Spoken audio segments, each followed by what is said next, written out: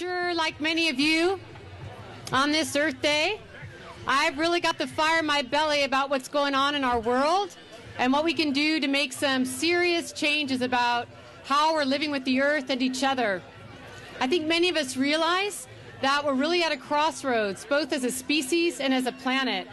And whether we're talking about the climate crisis, deforestation, the economic crisis, the loss of indigenous cultures, the loss of species and species habitat, no matter what we're talking about, we know it's long past time that we respect the natural laws of our Earth and immediately start living within the carrying capacity of our home planet.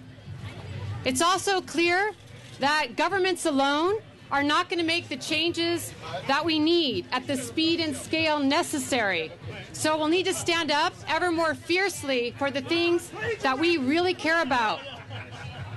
I want to focus on 4 important words to remember today: creativity, courage, connecting, and collaborating. The human ability to imagine and create is a force that is shown brightly, even in our darkest of times. I want you to remember that we have courageously risked our lives marching for peace and thus ended wars. We did that, remember? Suffering the hardships of refugee camps. We have yet written great literature and composed magnificent music, enabling us to stay connected to our humanity. We have restored polluted water basins and poisoned fish to places now where we can drink the water again. We've restored areas. Let's remember that. We have created art in war zones and lifted ourselves out of the most desperate circumstances with our power to imagine and collaborate. There have been decades or centuries of oppression and deprivation in many countries, and the essential spirit of creativity and community continues to create a vision of something greater, something that even sustains us now. Creativity is perhaps the most distinctive attribute of the human spirit. Never forget that. And the courage to stand up for what we know is right for our children and the earth resides deep, deep in our hearts. Often we think the direction of our society rests in the hands only of banks, corporations, military institutions, and governments. But the power of people everywhere and our capacity to create and collaborate is an unstoppable force once we decide to use it.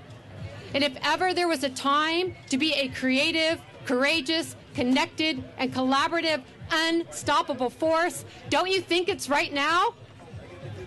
I'm thinking about some recent examples. Bolivia. Bolivia is passing laws right now granting nature equal rights to humans.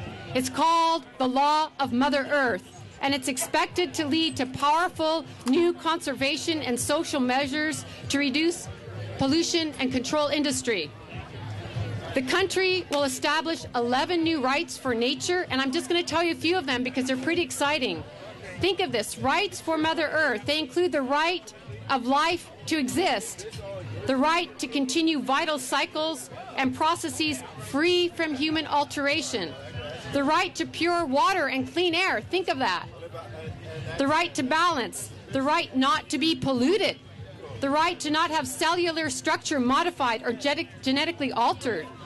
It will also protect the right to nature to not be affected by mega infrastructure and development projects that affect the balance of ecosystems and the local inhabitant communities.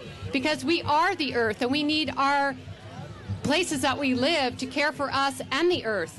Vice President Alvaro Garcia Linera of Bolivia tells us it makes world history. Earth is the mother of all. And I think these laws are very important to establish, and we need to do this around the world, have laws that protect nature and are the rights of nature, because fighting corporations and governments has not been enough yet.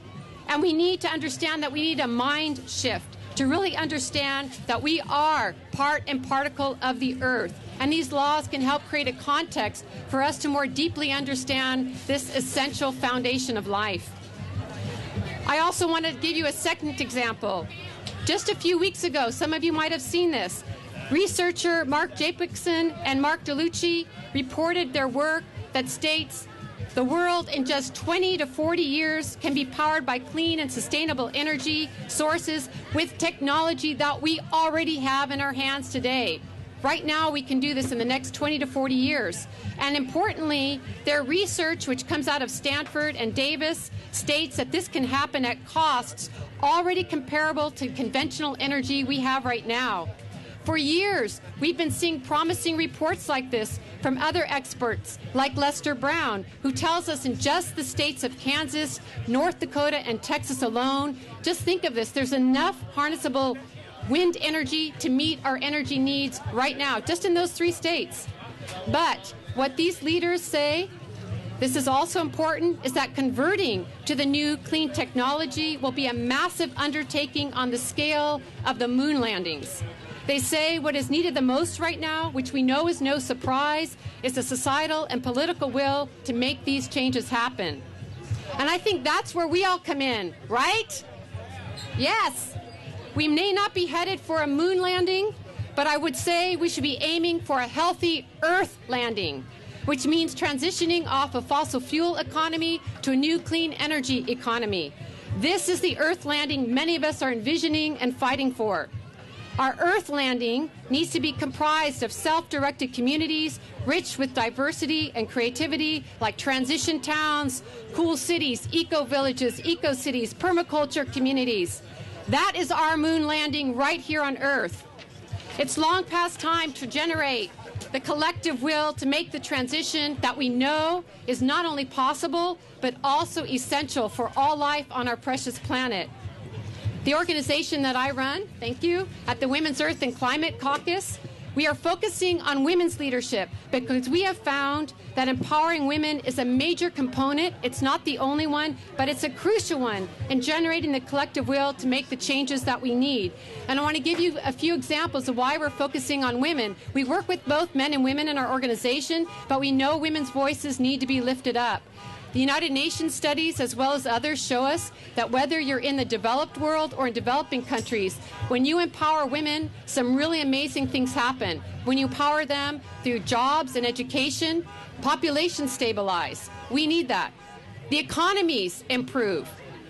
The health and education of children improves. So when you empower women, you get a lot of benefits.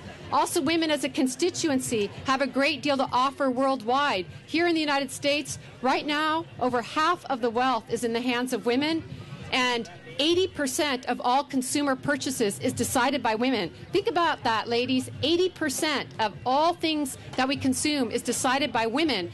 And in the Women's Earth and Climate Caucus, we're developing a campaign to look at how we can direct that 80% towards demanding from our markets a clean energy economy. Check it out at our website. Look under worldforum.com. We are also in the Women's Caucus encouraging other organizations to include a women's leadership component in their strategies and outreach because we think it can make a big difference. We're also very engaged in our own on-the-ground initiatives. As an example, we're working with grassroots groups in Africa where the effects of climate change are already negatively impacting communities, particularly regarding their access to water and food. Specifically, we're collaborating to build a center in Ghana to host grassroots trainings for building resilient communities in rural villages. But building resilient communities is not just for people in developing countries, but essential for all of us. And a good beginning point in building resilient communities is getting to know more deeply where we live. Do you know where you live? This includes our neighborhood, but also asking how well do we know where our water comes from, our energy? Do we know where our food comes from? Are we utilizing these resources in a just manner? The time we live in is a time of great transition. It's about getting local at many levels and learning how we can empower ourselves and be good earth stewards by getting situated in place and immersing ourselves in learning about the natural ecosystems around us. How can we localize our energy sources, protect our local water basins, our food sources, and care for our communities? If ever there was a time to get involved with social and political action, I think it's right now.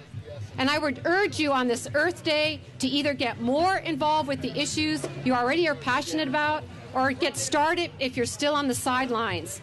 There's so much at stake right now, and wanting a future that is livable for all species, including our own, will require all of us. This is an all hands on deck moment. Wouldn't you agree? Whatever is lighting your fire, jump on in and get busy now. I want to close by telling you a story, and I'll also be over in the Lafayette bookstore to sign books. This is my closing story for you to think about, because it's a story that relates to us personally, but also to our society at large.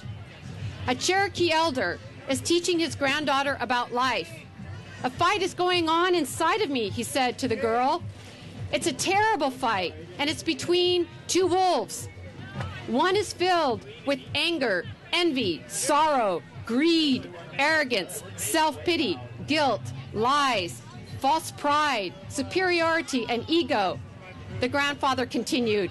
"The other is filled with joy and love and hope, humility, kindness, benevolence, empathy, generosity, truth, and compassion. You know what? The same fight is going on inside of you and inside every other person too." The granddaughter thought about it for a minute, and then she asked her grandfather, "Which wolf will win?" The elder simply replied, "The one you feed." It's a great story to think about. What are we feeding? Every day in our lives, what are we feeding in our society? We have choice. People have the power. Have a great Earth Day. Jump on in. Thank you.